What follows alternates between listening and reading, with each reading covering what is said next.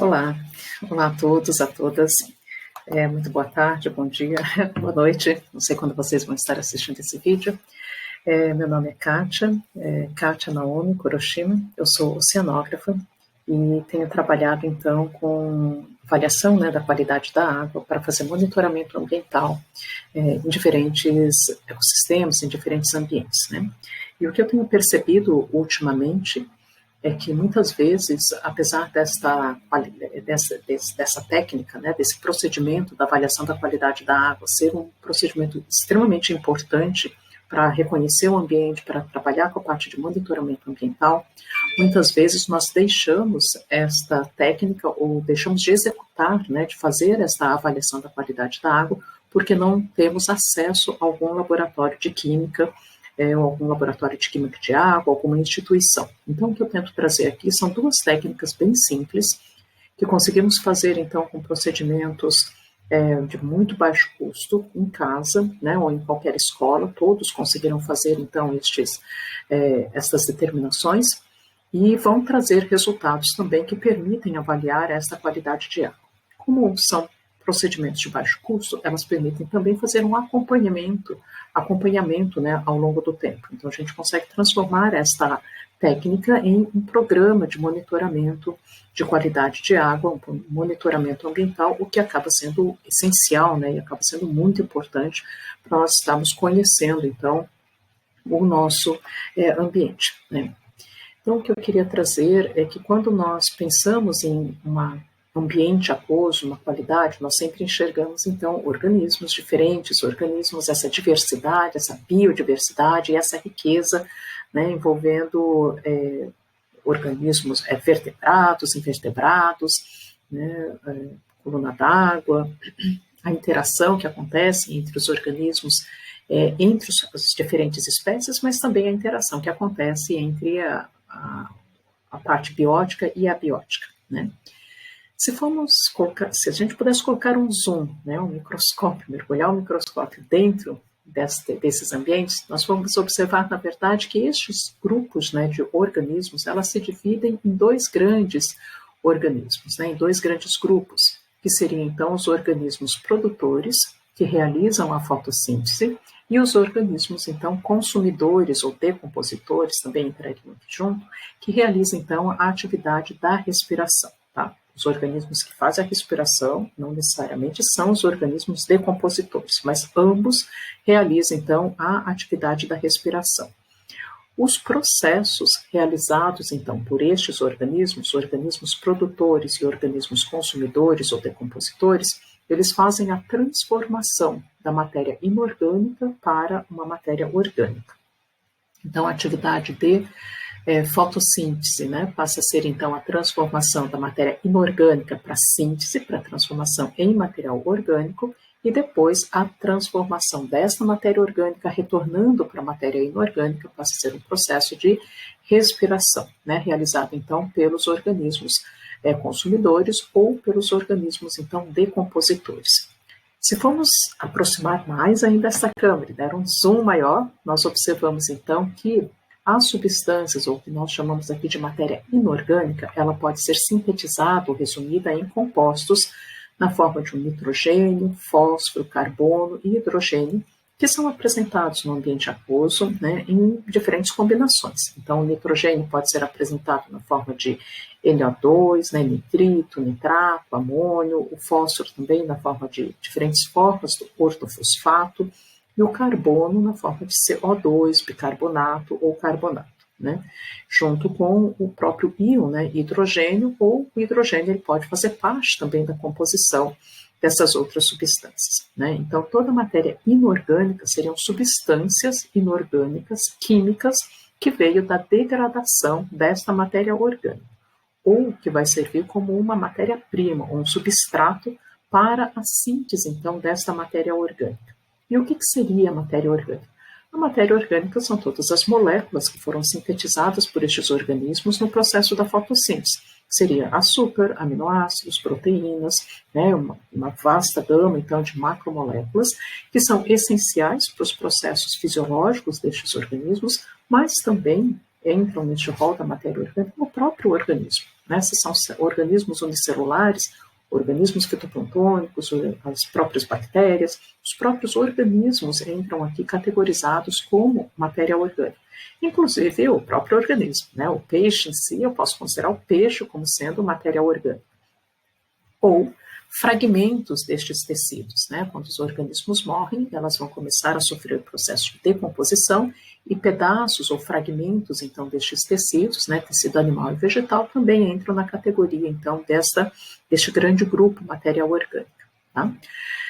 Só os organismos mortos que entram aqui na parte da matéria orgânica? Não. Enquanto os organismos estão vivos, o excesso dessa matéria orgânica que é sintetizado, que vai ser excretado, né? Então as fezes, a exudação dos organismos unicelulares e também fezes e pseudofezes, que é lançado então para fora, né, da estrutura corpórea destes organismos, também entraria então como sendo matéria orgânica, que vai servir de substrato para os organismos decompositores, que vão transformar essa matéria orgânica de volta para uma matéria inorgânica. Então, aquele ambiente, né, aquoso, que quando a gente mergulha, coloca a cara debaixo d'água, nós enxergamos, então, o sedimento, plantas aquáticas, as algas, microalgas, os peixes e toda essa interação, nós podemos, de uma forma muito sintetizada, resumir como sendo interação entre as substâncias orgânicas e as substâncias inorgânicas, que trabalham desta forma muito equilibrada, muito integrada, como se fosse uma grande engrenagem. Então, tudo aquilo que é toda a matéria inorgânica, num ecossistema, né, bastante equilibrado, nós podemos dizer que toda a matéria inorgânica ela vai ser convertida para a matéria orgânica e, ao mesmo tempo, essa matéria orgânica ela vai ser convertida para matéria inorgânica, de forma que a quantidade estes dois grandes reservatórios, né, o reservatório do material inorgânico e o reservatório do material orgânico, elas estão, então, em equilíbrio, em sintonia. O que vai acontecer? Pode acontecer, então, de ter um desequilíbrio neste processo, né? Como seria esse desequilíbrio? Entrada de matéria orgânica que não veio deste mecanismo. Por exemplo, esgoto, né? Lançamento de esgoto é entrada de matéria orgânica. Então, quando vem uma quantidade muito grande, excessiva, né, ou qualquer quantidade de material orgânico fora do ecossistema que está em equilíbrio, ele naturalmente vai provocar um certo desequilíbrio, né? Ele vai desestruturar essa relação equilibrada que existe. Então, o esgoto lançado aqui vai ser uma quantidade massiva, né, de matéria orgânica que vai forçar as atividades das bactérias decompositoras, dos organismos decompositores, e vai, então, aumentar a quantidade de substâncias inorgânicas ou de material inorgânico neste meio, que, aumentando a quantidade de matéria inorgânica, ele intensifica o teu uso e intensifica, então, a atividade de fotossíntese, e tudo começa, então, a aumentar em termos de proporção. Pode simplesmente aumentar o tamanho dessas engrenagens, digamos, onde nós chamamos, então, de ambientes eutrofizados, ou pode acontecer um certo desequilíbrio, ter muita matéria orgânica em detrimento de uma quantidade muito pequena de material inorgânico, porque, por alguma razão, os organismos não dão conta de decompor, o ambiente não é adequado para essa decomposição, né? Ou a entrada de material orgânico é muito superior à capacidade que o ambiente tem em transformar a matéria orgânica em inorgânica, enfim. Então, tem uma série de propriedades ou características deste ambiente, mas que, de uma forma resumida, ela provoca um desequilíbrio neste ambiente, né? Então, para isso, o que nós podemos fazer? Avaliar substâncias que estão na forma inorgânica e substâncias que estão na forma orgânica. Então, para isso, a proposta agora é trazer, então, métodos simples, né, para fazer monitoramento da qualidade da água, utilizando dois parâmetros, duas ferramentas, né? O pH, representando as substâncias inorgânicas, aquela matéria inorgânica, e a matéria orgânica em si, né? Então, avaliar estes dois parâmetros, mas através de procedimentos muito simples. Bom, começamos então por pH, né? O que é o pH? pH é toda vez que acontece uma atividade de respiração, em que uma bactéria ou mesmo os organismos, né, estão então liberando. Quando nós fazemos uma respiração, inspiramos oxigênio e liberamos CO2, este CO2, esse gás carbônico, no meio aquoso, ele é altamente reativo, ele vai reagir e se transformar, então, num ácido carbônico, que posteriormente ele vai se dissociar em H+, e íon bicarbonato, né? Então, quando há o surgimento deste H+, nós dizemos, então, que houve uma interferência no pH, né? A quantidade de H+, que está presente no teu meio. Então isso significa que toda vez que há uma respiração, que há um organismo fazendo uma respiração, na verdade, ele está liberando H+ para o teu meio. Isso mesmo. Então, quando há um processo de respiração, nós dizemos que aumenta a quantidade de H+, e o seu pH vai ser acidificado. Isso significa que naquele equilíbrio entre fotossíntese e respiração, se a taxa de respiração acabar sendo superior à taxa de fotossíntese, nós podemos observar naquele ambiente um ambiente mais acidificado. Então, se nós fizermos o contrário, nós coletarmos uma amostra e fazermos uma determinação só do pH e verificarmos que este ambiente ele está mais acidificado, eu posso já concluir que este ambiente ele tem um excedente de atividade de respiração em relação à atividade de fotossíntese, tá? É sempre desse jeito? Não necessariamente, né? Pode ser que o ambiente, por uma série de razões, da bacia hidrográfica, por onde a água percola, etc., ela pode ser levemente acidificado, né? Ou levemente alcalino. Então, por isso, o monitoramento ambiental é muito importante, né? Eu preciso conhecer como está acontecendo isso ao longo do tempo, né? Se o histórico dele é ser mais ácido, se o histórico dele é ser mais básico, então o monitoramento acaba sendo importante, tá? Por isso, mas de qualquer forma, nós vamos tentar então avaliar essa quantidade de H+ que está presente no meio. Em laboratório, né, existem equipamentos muito sofisticados, existem pH-metros, podemos fazer uma titulação, podemos determinar através de uma cromatografia iônica, né, então existe uma série de técnicas e metodologias para fazer determinação dessa quantidade de H+. O que eu vou trazer para cá são técnicas que não foi criada por mim, já existem publicadas, já está na metodologia, né, já está em todos os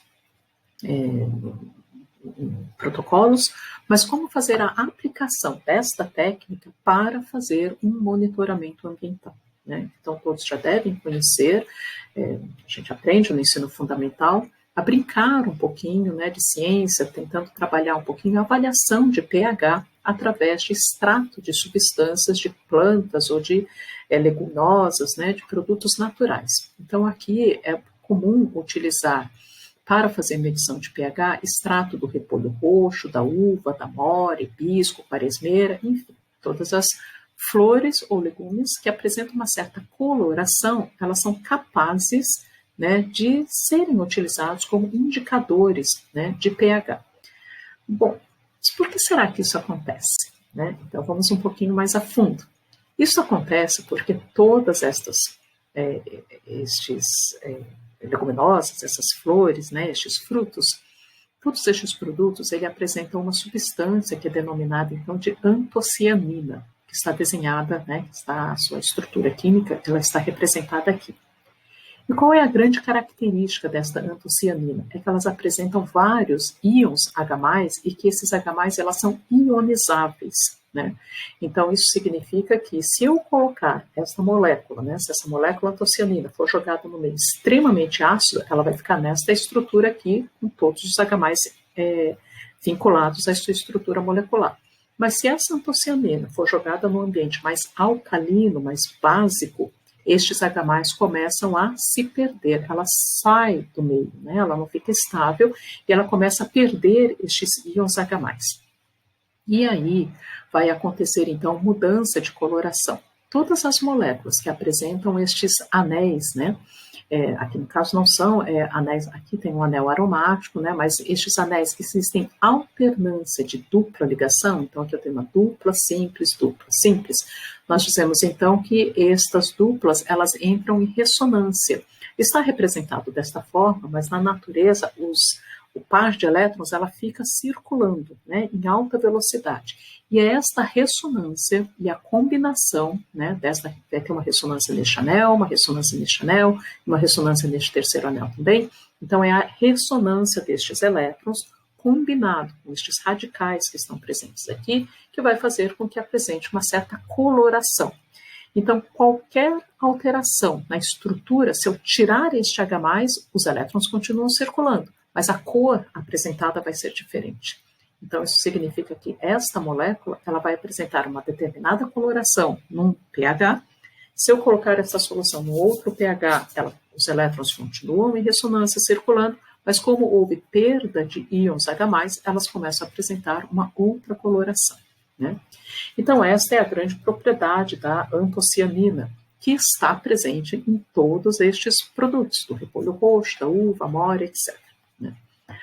A antocianina ela foi caracterizada primeira vez há muito tempo atrás, em 1835, né, foi determinado, foi descoberta a sua estrutura química a partir de uma flor, né, e por isso deu uma flor mais azulada, e pelo químico Ludwig Marcot, e foi colocado o nome de antociano, anto que vem da flor, né, do grego flor, e ciano, então da cor azul. Então essa coloração mais azulada, mais lilás, roxa, vermelha que apresenta é da presença desta antocianina.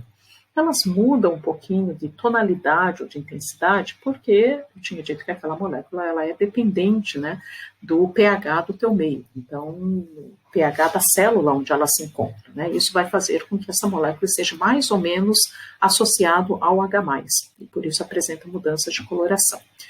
É observado, então, em repolho roxo, principalmente, na uva, amora, nos hibiscos e quase todas as flores que apresentam uma coloração mais avermelhada, mais azulada. Tá? Todas elas podem ser utilizadas, todos os frutos aqui, todos eles podem ser utilizados também, beterraba, cenoura, todos eles podem ser utilizados aqui para a determinação, né, e o uso como indicadores de pH.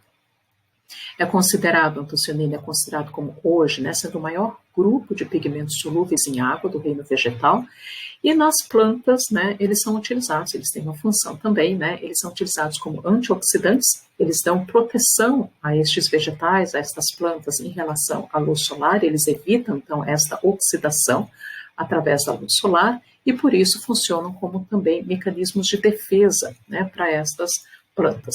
Também são utilizados na polinização e na dispersão, então, de sementes, né? Então, a antocianina ela tem uma função ecológica, biológica muito importante e para nós utilizamos, então, aproveitamos essa propriedade e utilizamos, então, como indicadores de pH. Como é que funciona, né, esta antocianina? Então, aqui tem a molécula da antocianina num pH mais ácido, né, pH 1 ou 2, num pH mais neutro e aqui num pH mais alcalino. Né? A propriedade desta antocianina é que ela pode mudar a coloração de acordo com o pH onde ela se encontra. Então, quando ela está no pH mais ácido, nós dizemos que todos os H+, elas estão associadas a esta estrutura molecular e ela vai apresentar uma coloração mais puxando para o laranja, um pouco avermelhado, né? Então, essa é a coloração típica da antocianina quando todos os íons H+, estão grudados, né, ligados, então, à sua estrutura molecular.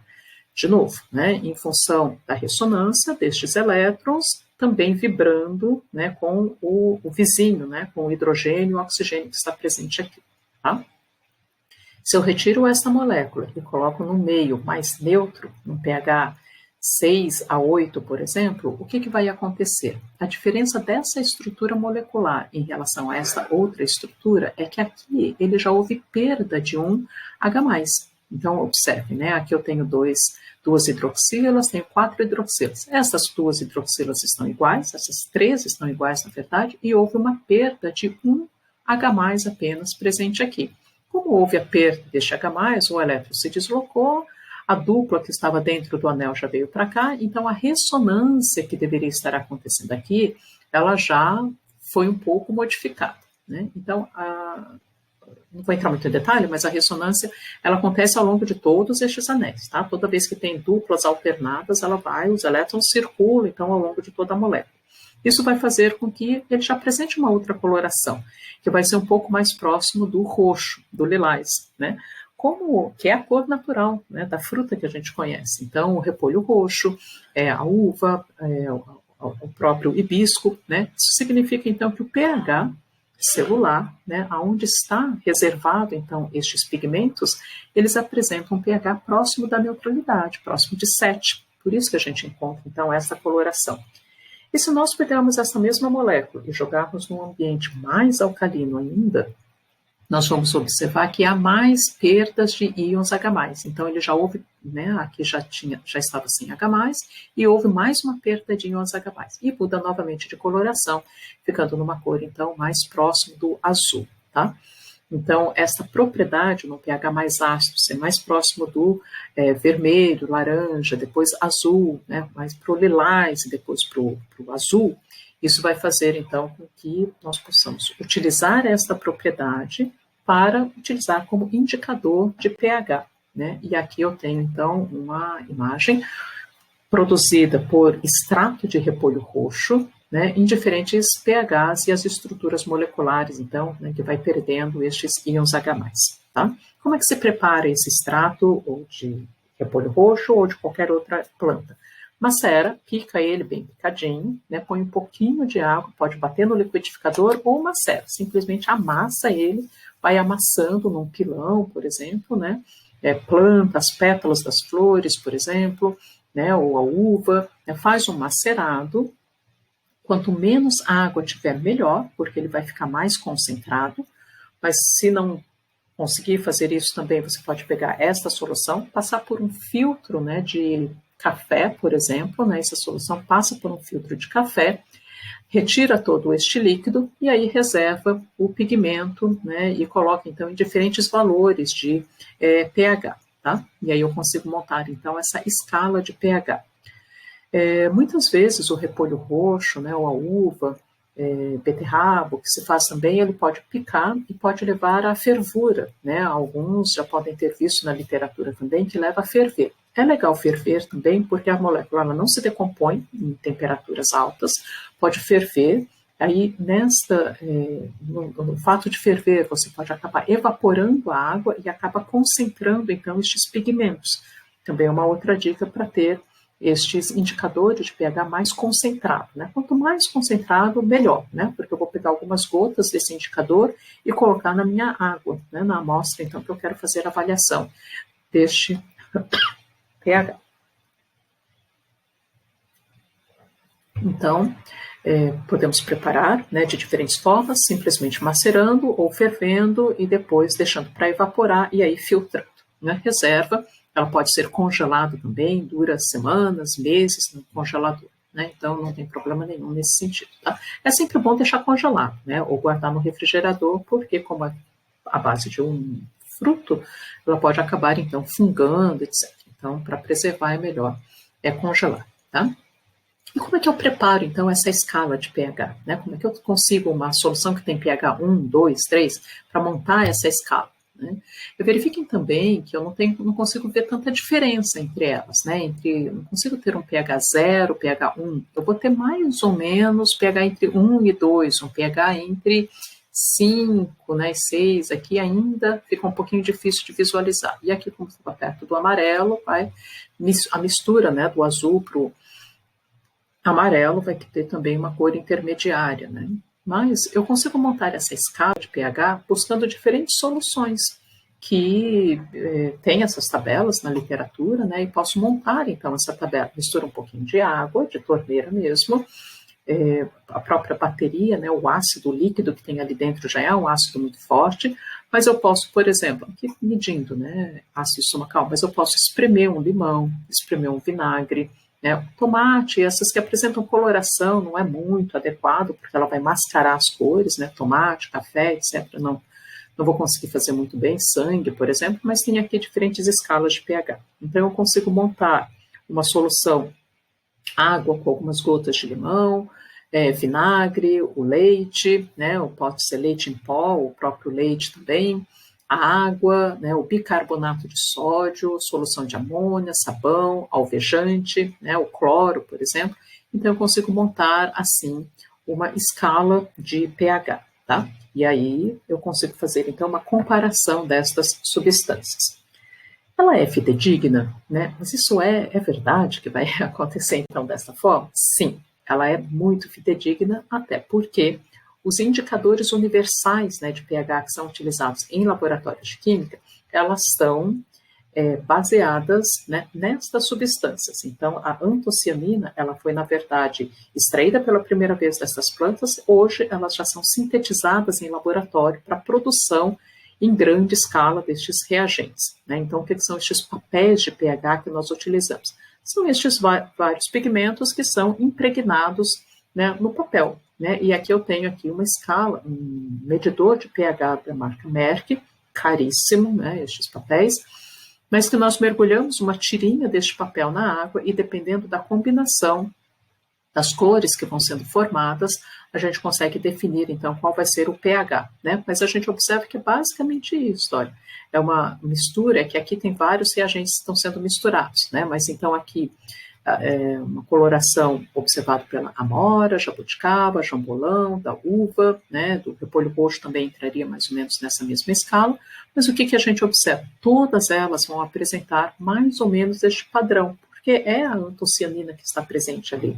Então, o pH ácido ele vai estar mais puxando para o vermelho, que é o que está apresentando aqui, um pouco mais neutro, né, meio azulado aqui nesta região do pH mais neutro, que vai ser esse mais amarelado, que é da própria solução, né, que está presente. Depois ele vai ficar um pouquinho mais para o azul, para o roxo, e por fim vai ficar então mais amarelado. Tá? Então, ele não é nada diferente dessa escala de pH que é observada então pelos equipamentos, pela fita, né, Merck, que é utilizada, que é uma marca muito boa. Depois, o que pode fazer? Pode montar esses próprios tubinhos, né? Então a gente coleta uma amostra de água, coloca algumas gotas deste indicador do pH, que foi produzido então com extrato de repolho roxo, uva, hibisco, por exemplo, e a gente pode fazer uma comparação com uma escala de cor, né? Como está sendo observado aqui, ou então comparar através dos tubos, né? Então, rapidamente a gente consegue fazer o monitoramento deste pH. Estes padrões de cores, elas podem ser até pintadas com lápis de cor. Uma vez que você monta essa escala, a gente pode representar, né, uma escala de cor como foi feito aqui com lápis de cor, e aí você tem uma escala já fixa de pH, né, não vai ter, montou uma vez, pronto, e a gente já tem então essa escala de pH, coletou e sempre faz então uma comparação, tá? Dá para medir muito bem o pH então através dessa forma comparativa, né, uma análise comparativa. Tá? No segundo momento, então, nós vamos trabalhar então com determinação de matéria orgânica, né? Então, pH representando aquela matéria inorgânica e a matéria orgânica no todo, né? Como nós vamos estar avaliando, pensando, né, no equilíbrio entre a forma inorgânica e a forma orgânica. Como é que a gente pode medir a matéria orgânica? Aqui nós vamos utilizar uma outra técnica que também já está na literatura para fazer a determinação de oxigênio desses ambientes, mas que nós trouxemos para cá agora para fazer o monitoramento ambiental, né? Utilizando então o azul de metileno. O azul de metileno ele apresenta então essa estrutura molecular e ela tem uma grande característica, na verdade, porque ela tem uma aplicação em diversas áreas, né? Na biologia, hoje, né, nas ciências biológicas, ela é utilizada como corante de membranas, né, gram positivo, gram negativo. Eles são utilizados também como indicadores de RNA e DNA. Na medicina, é utilizado como redutor, né, no tratamento, então, de metahemoglobina, que é uma doença que diminui esse transporte do oxigênio. E na química, ele é utilizado, então, como indicador de oxirredução. E como ele atua como um agente redutor, apresenta cores diferentes, ele é um agente redutor, nós vamos utilizar esta propriedade do azul de metileno, que, onde é que eu encontro azul de metileno? Em farmácia. Muito, muito tranquilo. Né? O azul de metileno ele é utilizado também como, da mesma forma que é utilizado como redutor, ele é utilizado também para tratamento, né, de retirada de verrugas, por exemplo, assim como o permanganato de potássio. Né? Eles são utilizados e a gente pode encontrar, então, na farmácia. Tá? Vamos utilizar esta propriedade química, né, que é utilizado como indicador de oxirredução. Ela tem duas propriedades, na verdade. Além de ser utilizado como indicador de oxirredução, ou seja, na forma oxidada é uma coloração e na forma reduzida é outra, ele atua como agente redutor, ele é um fornecedor de elétrons. Além disso, ele apresenta cores diferentes. Se eu colocar o azul de metileno numa água que está oxidada, que tem muito oxigênio, ele vai apresentar uma cor azulada. Se eu colocar esse azul de metileno numa água anóxica, sem oxigênio, ou num ambiente redutor, ele vai ficar, então, incolor. Né? E ele passa do azul para o incolor e vice-versa também. Né? Então, é uma reação reversível. Né? E é esta propriedade que nós vamos estar utilizando. Pelo fato de ter essa propriedade, no monitoramento ambiental, ela pode apresentar, então, duas aplicações.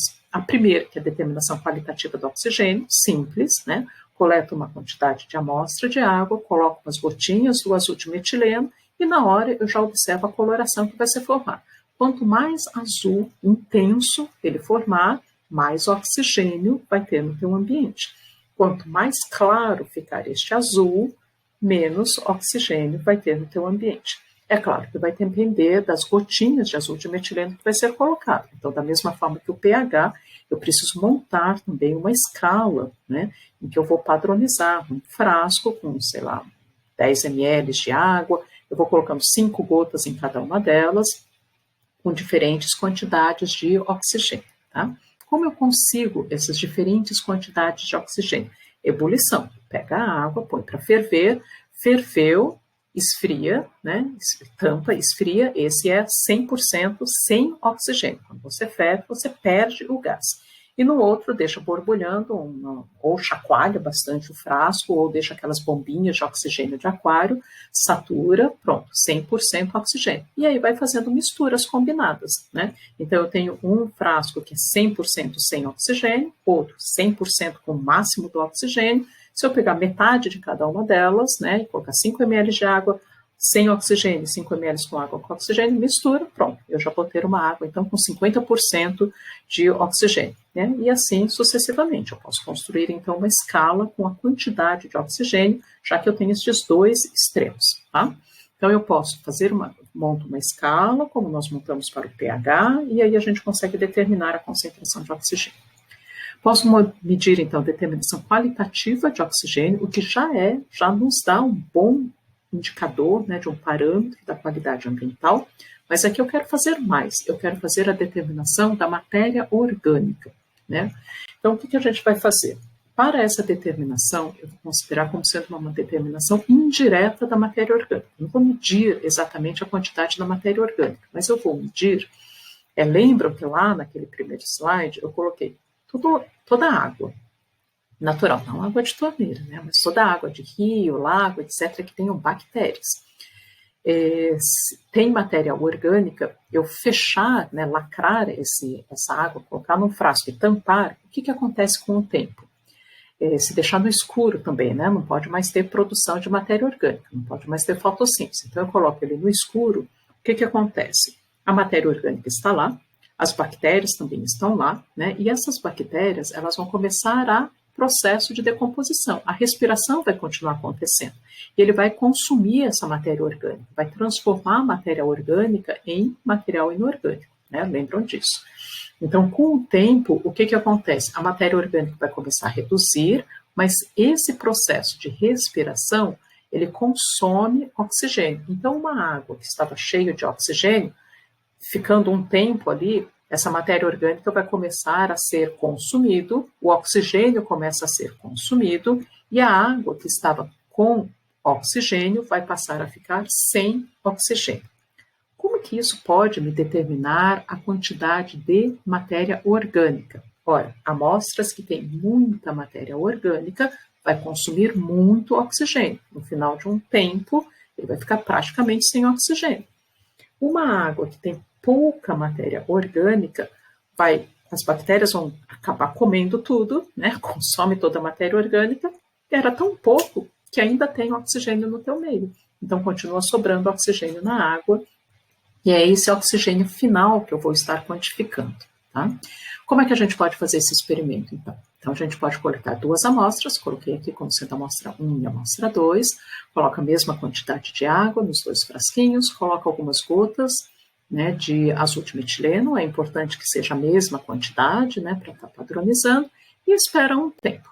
Este tempo pode ser algumas horas, pode ser alguns dias, né? Depende da quantidade de matéria orgânica que está presente no meio. Tem que testar um pouco para o teu ambiente, tá? Então, durante este intervalo de tempo, o que vai estar acontecendo? O frasco tem que estar fechado, no escuro. Por que no escuro? Para não ter mais fotossíntese. Não pode estar produção continuada, né, de matéria orgânica. A gente tem que interromper essa quantidade de matéria orgânica que está sendo produzida. Então, vamos lá, eu coleto 2 amostras de água, coloco nos frascos, etiqueto, fecha e deixo no escuro, né, para que não tenha mais atividade de fotossíntese. As bactérias continuam atuando ali, eles vão continuar decompondo aquela matéria orgânica, consumindo oxigênio. Ao longo do tempo, o que vai acontecer? Vai ter essas 2 características aqui. A amostra 2 diminuiu um pouco, né? O oxigênio não diminuiu tanto assim, então ele continua azul. E a amostra 1, ele consumiu muito oxigênio. Depois de um intervalo, vamos dizer, 24 horas, ele ficou mais clarinho. Esse azul ficou mais clarinho. Então, significa que a matéria orgânica consumiu todo o oxigênio e aqui agora eu não tenho mais oxigênio, tenho bem menos oxigênio do que nesta segunda amostra aqui. Então, eu posso aproveitar e fazer também uma escala, né, com essa quantidade de matéria orgânica e definir quanto mais escura for a tua cor final, depois deste experimento, mais limpo vai ser a tua água, menos material orgânico vai ter, então, na tua amostra e, portanto, menos oxigênio ele consumiu, né? E quanto mais claro for esta água no final deste experimento, no final das 24 horas, ele ficou mais claro porque sobrou pouco oxigênio, quase não tem oxigênio no meio, e não tem oxigênio porque ele foi consumido pelas bactérias que degradaram essa matéria orgânica. Então, eu tenho uma escala aqui, quanto mais clarinho, né, eu vou dizer que o índice de poluição da água é alta, e quanto mais escuro, mais limpa vai ser esta água, tá? Esta técnica é bem bacana, é bem legal, e a gente utiliza, então, por exemplo, que é uma técnica muito similar para a variação da qualidade de água, que nós chamamos de DBO, né, a demanda bioquímica de oxigênio, que nada mais é do que o princípio do que está sendo apresentado aqui. Então, o que foi feito agora? Né? Trouxe então 2 técnicas conhecidas de vocês, o uso de extratos de flores, plantas, extrato de repolho roxo, por exemplo, para determinação do pH, mas para monitorar um processo de respiração e fotossíntese que acontece na água, e a determinação, então, do azul de metileno, que é utilizado como indicador de oxirredução para fazer a avaliação da poluição da água. Os 2 parâmetros, o pH, ele me determina a quantidade de substâncias inorgânicas, e aqui eu determino a quantidade de matéria orgânica. E aí eu consigo definir, então, o equilíbrio que existe entre a forma inorgânica e a forma orgânica, tá? Posso fazer um único momento e avaliar, então posso fazer uma avaliação quantitativa, coletando diferentes pontos do rio e consigo comparar se o ponto A é melhor que o ponto B, melhor que o ponto C, por exemplo, né? Ou eu posso definir um único momento e coletar uma vez por semana, durante um mês, durante 2, 3 meses, e avaliar ao longo deste período como está variando, né, a qualidade de água deste ambiente. E aí acaba virando, então, em ambos, né, no caso, acaba virando, então, um monitoramento da qualidade da água. Tá bom? É isso. Espero que vocês tenham gostado. Não são técnicas inovadoras, né? Nem é minha intenção trazer nenhuma técnica inovadora, mas é a aplicação destas técnicas de baixo custo, que já estão protocolados, né, em várias revistas científicas, e fazer o aproveitamento destas técnicas, trazendo para cá para fazer o monitoramento da qualidade da água, de uma forma muito simples, barata, mas que instiga ao mesmo tempo a ciência. Então, né, caso vocês venham trabalhar então com escola fundamental, ensino médio, que vão instigar então as crianças para a ciência, tá? Daqui, deste experimento, vocês conhecem muito mais, os procedimentos escolares podem ser aplicados em diversas áreas, né? Na matemática, na graficação, comparação, na geografia, nas ciências, né? Na coloração, na parte artística, então pode desmembrar em diferentes setores e diferentes áreas também, tá bom? Então é isso. Muito obrigada e até a próxima.